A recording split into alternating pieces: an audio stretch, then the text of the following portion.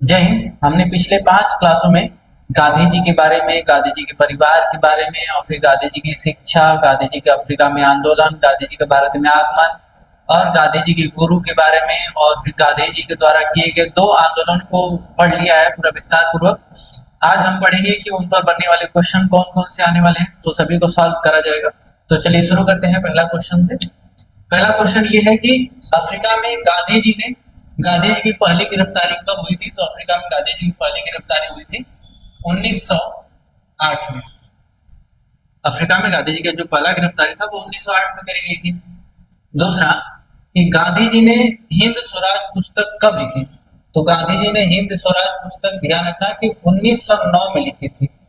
1909 में लिखी थी, लेकिन जब यह पूरी तरह से धीरे धीरे फैलने लगा तो अंग्रेजों ने इस पर क्या करा कि प्रतिबंध लगा दिया। प्रतिबंध कब लगाया? तो 1910 में लगा दिया। इसके ऊपर प्रतिबंध लगा दिया, 1910 ईस्वी में प्रतिबंध लगा दिया। उसके बाद हिंद स्वराज का अंग्रेजी नाम क्या है? मतलब महात्मा गांधी ने जो पुस्तक लिखी थी हिंद स्वराज, उसका अंग्रेजी नाम क्या है? तो इसका जो अंग्रेजी नाम है वो है Indian home rule. Indian home rule, ये उसका अंग्रेजी नाम है। चौथा है कि गांधी जी के राजनीतिक और आध्यात्मिक गुरु कौन थे? तो राजनीतिक गुरु की अगर हम बात करें तो गांधी जी के जो राजनीतिक गुरु थे वो थे गोपाल कृष्ण गोखले। राजनीतिक गुरु थे गोपाल कृष्ण गोखले। गोपाल कृष्ण गोखले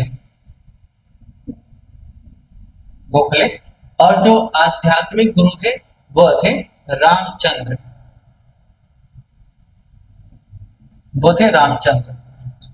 उसके बाद पांचवा क्वेश्चन अगर देखें तो पांचवा क्वेश्चन में गांधी जी का भारत में पहला आश्रम कब और कहां बना? तो गांधी जी का भारत में पहला आश्रम कब कब की बात कर रहे हैं? तो 1915 में बनाया गया था। 1915 में। और कहां पर बनाया गया था? तो गुजरात के अंदर, गुजरात में जो अहमदाबाद था, अहमदाबाद उसके कोचरब नामक गांव में बनाया गया था। कोचरब, ठीक है। तो जो आश्रम है कब? 1915 में। कहां पर? तो गुजरात के अंदर अहमदाबाद जिले के कोचरब नामक गांव में बनाया गया था। इतना याद रखना है। उसके बाद कि गांधी जी का दूसरा आश्रम कब और कहां पर बनाया गया? तो पहला के बाद जो दूसरा आश्रम था वो कब? तो 1917 में, याद रखना है।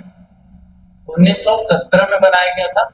कहां पर बनाया गया था? तो साबरमती में बनाया गया था। साबरमती,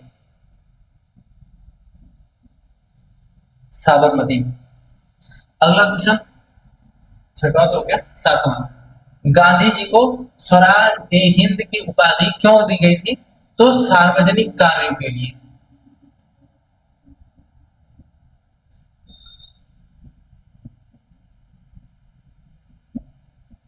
सार्वजनिक कार्यों के लिए कि महात्मा गांधी ने लोगों को क्या किया था कि ब्रिटिश सेना के अंदर भर्ती करवाया था, इसलिए उन्हें हिंद स्वराज ए स्वराज ए हिंद की उपाधि दी गई थी। आठवां है कि गांधी जी के सत्याग्रह का प्रमुख आधार क्या है? तो गांधी जी के सत्याग्रह का जो प्रमुख आधार है वो है सत्य और अहिंसा। सत्य और अहिंसा, मतलब कि सच्चाई के मार्ग पर चल करके हमें हिंसा न करते हुए क्या करना है? आंदोलन करना है। नौवां प्रश्न है, अनटू द लास्ट पुस्तक के लेखक कौन है? अनटू द लास्ट पुस्तक के लेखक है रस्किन, जॉन रस्किन।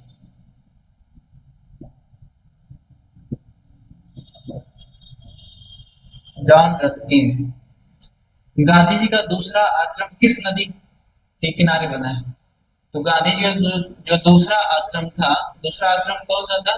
तो दूसरा आश्रम था साबरमती आश्रम।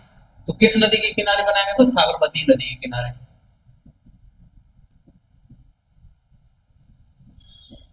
साबरमती नदी के किनारे बनाया गया था। उसके बाद गांधी जी का भारत में पहला आंदोलन कौन सा था? तो गांधी जी का भारत में जो पहला आंदोलन था वो था चंपारण सत्याग्रह। चंपारण सत्याग्रह, ये पहला आंदोलन था जो कि सफल भी हुआ। कब हुआ था? तो 1917 में, ठीक है ना, 19 मई 1917 में ये हुआ था। चंपारण सत्याग्रह किससे संबंधित था और यह कब हुआ? अब जो चंपारण सत्याग्रह था वो संबंधित था किससे? तो नील की खेती से।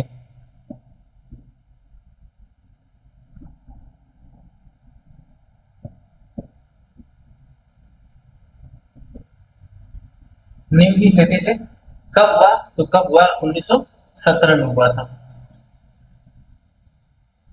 गांधी जी के चंपारण आने गांधी जी को चंपारण आने के लिए किसने प्रेरित किया था? तो गांधी जी को चंपारण आने के लिए राजकुमार शुक्ल ने।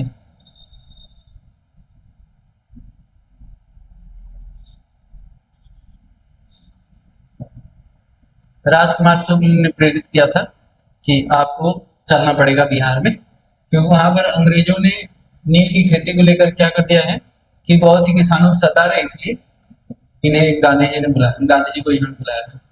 उसके बाद 14वां प्रश्न है कि गांधी जी ने भूख हड़ताल का प्रयोग किस आंदोलन में किया था? तो गांधी जी ने भूख हड़ताल का प्रयोग मील मजदूरों मील मजदूर आंदोलन के दौरान किया था। मील मजदूर आंदोलन के दौरान किया था। मतलब अहमदाबाद के अंदर जो मजदूर थे उनको यह कहा गया था कि आपको 50% बोनस दिया जाएगा, तो उन्होंने नहीं दिया। तो उसको लेकर के सभी महात्मा गांधी आए वहां पर और आंदोलन किए, और इस आंदोलन के दौरान उन्होंने 21 दिन का क्या रखा था? भूख हड़ताल रखा था। तो मिल मजदूर आंदोलन के तहत भूख हड़ताल का प्रयोग किया गया था।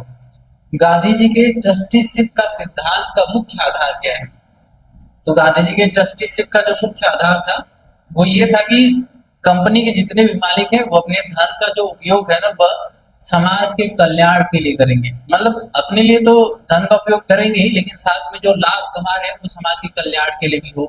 मतलब अगर उनकी कंपनी में कोई किसी की क्षति हो जा रही है तो उन्हें क्या करेंगे? वो अपने तरफ से पैसा देंगे समाज के कल्याण के लिए। 16वां प्रश्न, गांधी जी ने भूख हड़ताल की प्रेरणा किससे ली थी? तो भूख हड़ताल की प्रेरणा ली थी जॉन रस्किन से। जॉन रस्किन से। गांधी जी के भारत लौटने की तिथि को किस रूप में मनाया जाता है? तो विश्व प्रवासी दिवस के रूप में। विश्व प्रवासी विश्व प्रवासी दिवस के रूप में मनाया जाता है। कब आए थे महात्मा गांधी?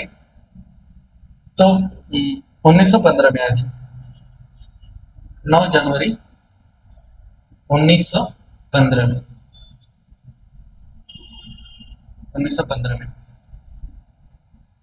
18वां प्रश्न है कि ट्रस्टीशिप का सिद्धांत किस आंदोलन के दौरान दिया गया था? तो ट्रस्टीशिप का जो सिद्धांत है वह दिया गया था किस आंदोलन के दौरान? तो मील मजदूर आंदोलन के दौरान। मील मजदूर आंदोलन के दौरान दिया गया था। गोपाल कृष्ण गोखले किस विचारधारा से जुड़े हुए थे? तो गोपाल कृष्ण गोखले उदारवादी विचारधारा से जुड़े हुए थे। गांधी जी के विचारों पर लियो टॉल्स्टॉय का क्या प्रभाव था? तो गांधी जी के विचारों पर लियो टॉल्स्टॉय का यह प्रभाव था कि जब महात्मा गांधी ने लियो टॉल्स्टॉय के बारे में पढ़ा तो उन्हें यह ज्ञात हुआ कि हमें जो आंदोलन करना है ना वह सत्य और अहिंसा के साथ करना है, मतलब एकदम पीसफुली करना है, हिंसा नहीं करना है। तो इस प्रकार का प्रभाव पड़ा था कि हमें कोई भी आंदोलन करना है तो हिंसक ढंग से नहीं, अहिंसक ढंग से करना है, ठीक है ना, शांति भाव से करना है। तो इस प्रकार का प्रभाव पड़ा था। तो ठीक है, तो इतने प्रश्न रहे। अब उसके बाद जो आंदोलन पढ़ा जाएगा गांधी जी के बारे में उससे संबंधित जितने भी क्वेश्चन होंगे वे अगले वीडियो में बता दिया जाएगा। आज के लिए इतना रखते हैं, तब तक के लिए जय हिंद।